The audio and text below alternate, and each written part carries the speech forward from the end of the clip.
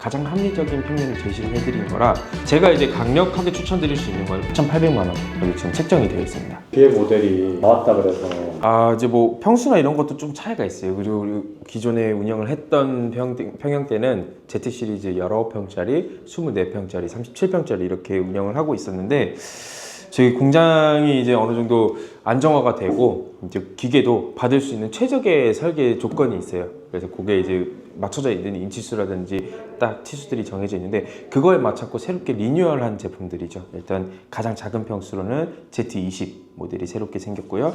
그리고 22평짜리 Z22 모델, 25 모델 이렇게 해서 기존에 있었던 모델들보다는 평형대가 상향이 됐어요. 한 평 정도씩은. 그래서 원래는 19평짜리가 리뉴얼을 해서 20평으로 바뀌었고 24평짜리가 이제 25평, 그리고 중간에 22평짜리 이제 원래는 F스퀘어가 담당하고 있었던 그 평형대를 이제 Z22가 담당을 하게 됐어요. 그래서 비용적인 측면에서도 소폭 상향된 것들이 있는데 이 Z20 기준에서 8,800만 원으로 지금 책정이 되어 있습니다.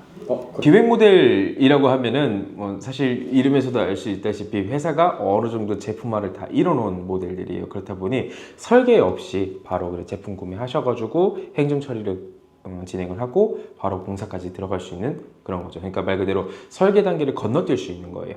그래서 여기에서 장점과 단점이 있는데 일단 극명한 장점 같은 경우에는 과정이 좀 더 단순하다.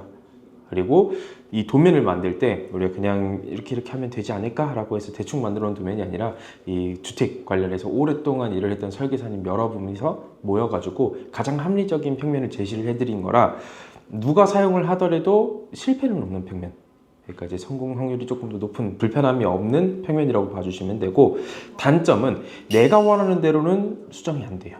제품이니까 나와 있는 그대로 가야 된다는 단점이 있는 거죠. 대부분 요거를 선호하시더라. 그렇죠.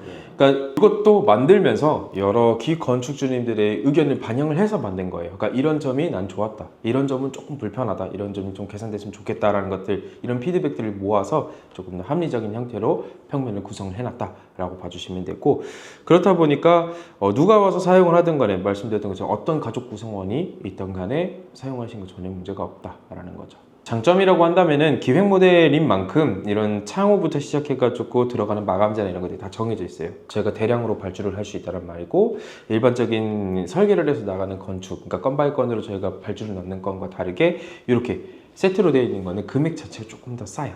설계를 했을 때보다는. 물론 이제 정확히 얼만큼 싸냐라고 하면은 답변을 드릴 수는 없어요. 왜냐면 설계는 하는 거에 따라서 좀 차이가 있기 때문에. 근데 기획 모델은 정확한 금액이 다 산정이 되어 있고 그 금액이 설계를 했을 때보다는 훨씬 더 합리적인 선택이 될 수 있다는 거죠. 이제 나와 있는 기획 모델들은 이제 사람 손으로 만드는 이 특수한 공간들을 최소한으로, 그러니까 배제를 시켜놓고 만든 거다 보니까 거의 많은 부분들이 기계를 통해서 만들어지고 있어요. 그렇다는 거는 인건비 부분에서는 다른 일반적인 주택보다는 훨씬 더 줄어들 수 있는 거고요.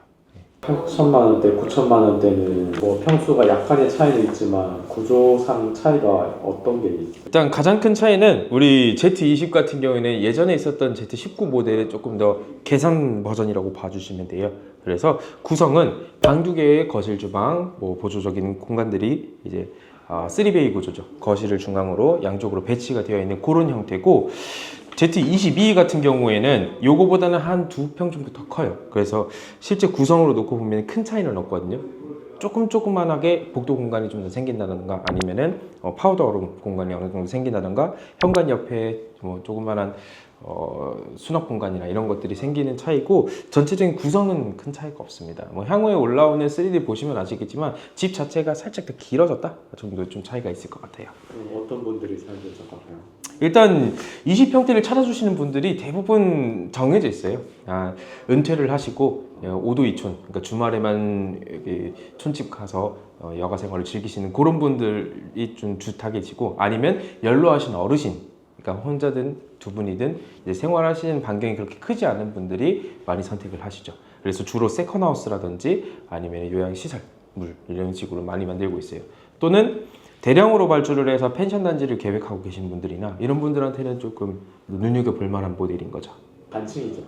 그렇죠. 그러니까 이 정도 평수에서는 사실 복층으로 가는 거는 조금 어려움이 있고 단층으로 간다라고 봐주시면 돼요. 제가 이제 강력하게 추천드릴 수 있는 건 보통 단지에 있는 땅을 구매를 하시면 보통 내 땅이 100평에서 110평 내외 정도 돼요. 그리고 일반적인 건폐율이 20% 내외니까 실제 단지를 매입을 하셨고 덕에 건폐율이 20%에 나는 복층은 아니고 단층을 희망을 하신다, 그리고 주말에만 사용을 하신다라고 하면은 가장 어울릴 수 있을 만한 제품인 거죠. 평형대가 커지게 되면은 그에 맞춰서 땅 크기도 커져야 되는데 일반적으로 주택단지 같은 경우에는 그렇게 크게 만드는 땅이 많지 않다 보니까 1억대로 넘어오면은 이제 구성 자체가 조금 더 달라지는데, 기계 같은 경우는 오체를 조금 그런 J 그레이드, 그러니까 이제 1등급 목재를 사용을 하고 있죠.